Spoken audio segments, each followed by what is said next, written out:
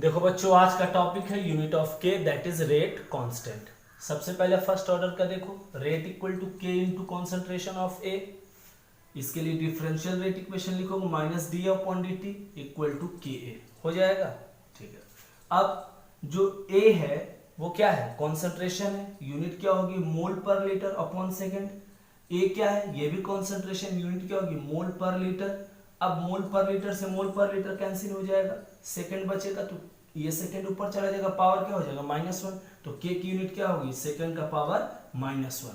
तो जहां पे भी ये आता है तो आपको ये समझ जाना है कि ये फर्स्ट ऑर्डर की रिएक्शन है। क्यों, क्योंकि न्यूमेरिकल्स में कभी कभी देता नहीं है कि कौन से ऑर्डर की रिएक्शन है, तो हमको यूनिट को देख के डिटरमाइन करना होता है। सेकेंड ऑर्डर के लिए देखो, रेट इक्वल टू के, ए का पावर 2। अब ए का पावर 2 है तो पावर का सम ही ऑर्डर ऑफ रिएक्शन होता है, यानी ये सेकेंड ऑर्डर की रिएक्शन है। अब इसका डिफरेंशियल रेट इक्वेशन क्या लिखोगे, minus D A upon D T, minus D upon D T जैसे यहां लिखे थे, इक्वल टू के ए का पावर 2। अब देखो ए क्या है, कॉन्सेंट्रेशन है, यूनिट क्या होगी, मोल पर लीटर, लिख लिया हमने मोल पर लीटर।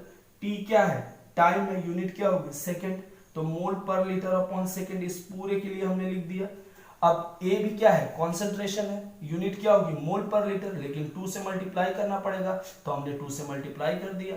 अब इस पूरे टर्म को यहां नीचे ले आएंगे तो क्या हो जाएगा, मोल स्क्वायर लीटर पर स्क्वायर सेकेंड, ये पूरा टर्म नीचे आ गया, सेकेंड तो ऑलरेडी था, तो एक इससे ये एक कट जाएगा, एक मोल पर लीटर से एक मोल पर लीटर कट जाएगा, तो बचेगा क्या, लीटर पर मोल पर सेकेंड। बात समझ में आई, लीटर पर मोल पर सेकेंड। तो इससे हमको क्या पता चल जाएगा कि जहां पे भी यूनिट होगी लीटर पर मोल पर सेकेंड, तो हमको ये पता चल जाएगा कि ये सेकेंड ऑर्डर की रिएक्शन है। ठीक है, तीसरा देखो, यूनिट फॉर के for zero order, unit of के फॉर जीरो ऑर्डर। तो जो जीरो ऑर्डर की रिएक्शन होती है वो कॉन्सेंट्रेशन पर डिपेंड नहीं करती, इसीलिए हमने यहाँ क्या लिखा है, जीरो लिखा है।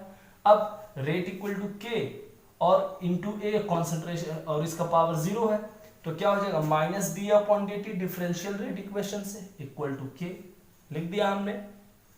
अब यहां से देखो, ए का क्या होगा, मोल्स पर लीटर, ठीक, और टी का क्या होगा, सेकेंड, तो मोल पर लीटर पर सेकेंड, ये यूनिट हो जाएगी इसकी। तो जहां पे भी यूनिट मोल पर लीटर पर सेकेंड होगा तो हमको ये डिटरमाइन करना होगा कि ये जीरो ऑर्डर की रिएक्शन है। ध्यान से देखो, इसका मोल पर लीटर पर सेकेंड है, इसका लीटर पर मोल पर सेकेंड है, ये हमारा सेकेंड ऑर्डर है, और ये हमारा जीरो ऑर्डर है। थर्ड ऑर्डर का हमारे सिलेबस में नहीं है। अगला देखो, फॉर nth ऑर्डर, तो k इक्वल टू मोल पर लीटर, और पावर में क्या लिखेंगे, 1 माइनस एन, सेकेंड का पावर -1। तो n क्या है, जैसे मान लो आपको थर्ड ऑर्डर का निकालना है तो n की वैल्यू यहाँ 3 रख देना, अगर सेकेंड का निकालना है तो n की वैल्यू 2 रख देना। ठीक, तो हमने क्या देखा कि हम इस तरह से अलग अलग ऑर्डर ऑफ रिएक्शन के लिए k की यूनिट निकालते हैं। मेन कॉन्सेप्ट क्या है, मेन कॉन्सेप्ट आपको कब काम आएगा कि जब न्यूमेरिकल करोगे तो आपको देख के डिटरमाइन करना होगी कौन से ऑर्डर की रिएक्शन है। सेकेंड का पावर -1 आया, फर्स्ट ऑर्डर। अगर यूनिट आई लीटर पर मोल पर सेकेंड, सेकेंड ऑर्डर। अगर यूनिट आई मोल पर लीटर पर सेकेंड, जीरो ऑर्डर। अगर कोई यूनिट नहीं दी है तो हमको इस फॉर्मूले से फाइंड करना है। ठीक है, के इक्वल टू मोल पर लीटर 1 माइनस एन, और सेकेंड का पावर -1 किसके लिए होता है, फॉर nth ऑर्डर। ठीक है, इतनी बात समझ में आ गई। चलो अब देखते हैं नेक्स्ट टॉपिक, मॉलिक्यूलर। देखो बच्चों, हमारा नेक्स्ट टॉपिक है मॉलिक्यूलैरिटी ऑफ रिएक्शन। सबसे पहले डेफिनेशन देखते हैं, the number of reacting species which collide simultaneously to bring about chemical reaction. मतलब क्या है, रिएक्टेंट के कितने स्पीसीज आपस में टकराते हैं रिएक्शन को कंप्लीट करने के लिए, उसी को कहते हैं मॉलिक्यूलैरिटी। जैसे यहाँ देखो, हाइड्रोजन और आयोडीन, इसके दो मॉलिक्यूल्स टकरा रहे हैं, तो HI का एक मॉलिक्यूल बन रहा है, तो कितने मॉलिक्यूल्स कोलाइड कर रहे हैं, 2। तो यहाँ 2 कर रहे हैं तो मॉलिक्यूलैरिटी 2 हो जाएगी। जिस रिएक्शन की मॉलिक्यूलैरिटी 2 होती है उसको बाइमॉलिक्यूलर कहते हैं। ठीक, मॉलिक्यूलैरिटी क्या है कि कितने रिएक्टेंट के स्पीसीज आपस में टकरा रहे हैं, तो जितने टकराएंगे वही उसकी मॉलिक्यूलैरिटी हो जाएगी। क्यों टकराएंगे, रिएक्शन को कंप्लीट करने के लिए। यहाँ देखो कितने मॉलिक्यूल्स टकरा रहे हैं, नाइट्रोजन का 1 और हाइड्रोजन के 3, कुछ नहीं रहता है तो क्या मानते हैं, 1 मानते हैं। ठीक, तो इसकी मॉलिक्यूलैरिटी क्या हो जाएगी, 4 हो जाएगी। मेन चीज क्या है याद रखना है कि मॉलिक्यूलरिटी कभी भी नेगेटिव नहीं होता, जीरो नहीं होता, फ्रैक्शनल नहीं होता। ठीक, डिफरेंस अगर देखना चाहो मॉलिक्यूलरिटी और ऑर्डर ऑफ रिएक्शन, तो पहला डिफरेंस क्या है, इसका डेफिनेशन है कि जो मॉलिक्यूलरिटी होता है वो नंबर ऑफ कोलाइडिंग स्पीसीज होता है जो कि रिएक्शन को करवाता है, और ऑर्डर ऑफ रिएक्शन क्या होता है, सम ऑफ पावर्स होते हैं। उसके बाद मॉलिक्यूलरिटी जो होती है वो थ्योरेटिकल होती है, ऑर्डर ऑफ रिएक्शन एक्सपेरिमेंटल होता है। अगला क्या है, molecularity can never be negative, zero और फ्रैक्शनल नहीं हो सकता, लेकिन ऑर्डर ऑफ रिएक्शन हो सकता है। तो ये क्या है बेटा, हमारा मॉलिक्यूलरिटी है।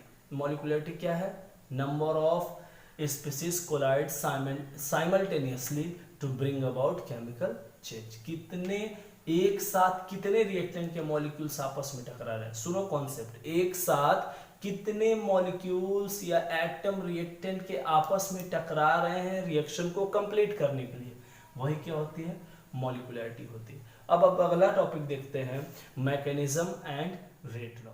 ठीक है, आओ देखते हैं मैकेनिज्म और, देखो बच्चों नेक्स्ट टॉपिक है मैकेनिज्म एंड रेट लॉ। सबसे पहले समझो मैकेनिज्म का मतलब क्या होता है। तो मैकेनिज्म का मतलब होता है रिएक्शन कैसे हो रही है।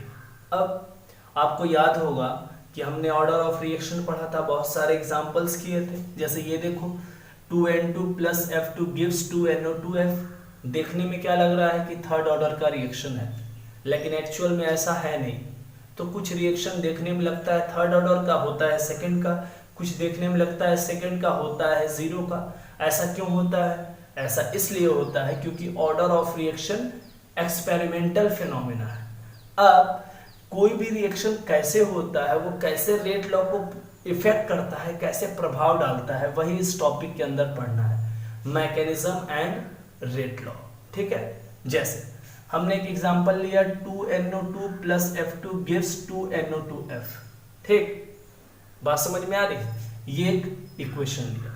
तो हर रिएक्शन जो है वो एक स्टेप में कंप्लीट नहीं होती, कुछ रिएक्शन एक से ज्यादा स्टेप में कंप्लीट होती है। तो हमने आपको पहले ही लेक्चर में बताया था कि रेट हम सिर्फ स्लो स्टेप का ही डिटरमाइन कर सकते हैं।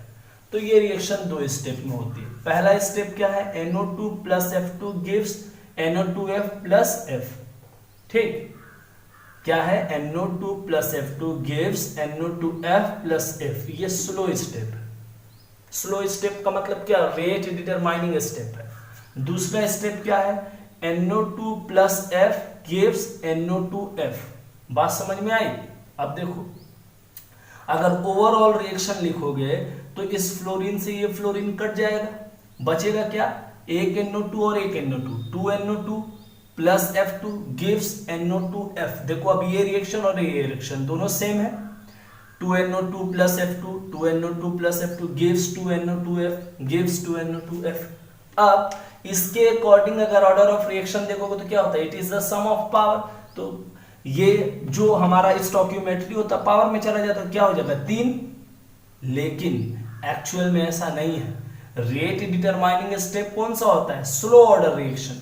तो स्लो इसमें कौन है, ये है। तो इसके अकॉर्डिंग अगर रेट निकालो तो क्या आएगा, 1 और 1 2। तो रेट इक्वल टू क्या हो जाएगा, concentration of N2 into concentration of F2। कुछ नहीं रहता है तो 1 मानते हैं। और अगर इसके लिए P + Q की वैल्यू निकालो, P + Q की, तो 1 + 1 क्या आ जाएगा, 2 आ जाएगा। तो देखने में क्या लग रहा है कि थर्ड ऑर्डर का रिएक्शन है, एक्चुअल में क्या है, सेकेंड ऑर्डर का रिएक्शन है। क्यों, क्योंकि हम जानते हैं कि रेट डिटरमाइनिंग स्टेप क्या होता है, स्लो स्टेप। और इसी को कहते ही है मैकेनिज्म ऑफ रिएक्शन, की रिएक्शन कैसे हो रही है। ठीक है, अगला देखो, NO2 + CO gives NO + CO2। ये हमारा रिएक्शन है। ठीक, अब ये दो स्टेप में होगा, NO2 + NO2 gives NO + NO3। Slow है रिएक्शन। अगले स्टेप में क्या होगा, NO3 + CO gives NO2 + CO2। Fast है रिएक्शन। ठीक, ओवरऑल रिएक्शन निकालो तो NO2 + CO gives NO + CO2। ये आ गया। क्यों आ गया, क्योंकि देखो NO3 से NO3 कैंसिल हो जाएगा, बचेगा क्या, NO2 + CO। ठीक, NO2 से NO2 कैंसिल हो जाएगा। ठीक है, तो NO2 + CO gives NO + CO2। ये हमारी रिएक्शन हो गया। अब इसमें स्लो स्टेप कौन सा है, तो हम बोल रहे हैं ये। पता कैसे चलेगा, पता ऐसे चलेगा कि ये एक्सपेरिमेंटल है। अब ये स्लो स्टेप है तो ये रेट डिटरमाइनिंग स्टेप होगा। तो एक NO2 और एक NO2 का स्क्वायर लिख सकते हैं, तो लिखेंगे rate equal to K NO2 का स्क्वायर। और पावर जो होता है वही क्या होता है, पावर जो होता है वही rate of reaction, order of reaction को डिटरमाइन करता है। तो कौन से ऑर्डर की रिएक्शन हो जाएगी, सेकंड ऑर्डर की। तो देखने में क्या लगता है कि थर्ड की है या, लेकिन एक्चुअल में सेकंड की होती है। कभी कभी देखने में लगेगा कि सेकंड की, एक्चुअल में जीरो की होती है। कैसे पता चलता है, मैकेनिज्म से पता चलता है। और मैकेनिज्म में हम किसको डिटरमाइन करते हैं, रेट के लिए, रेट को डिटरमाइन करते हैं स्लो ऑर्डर, जो रिएक्शन स्लो होती है।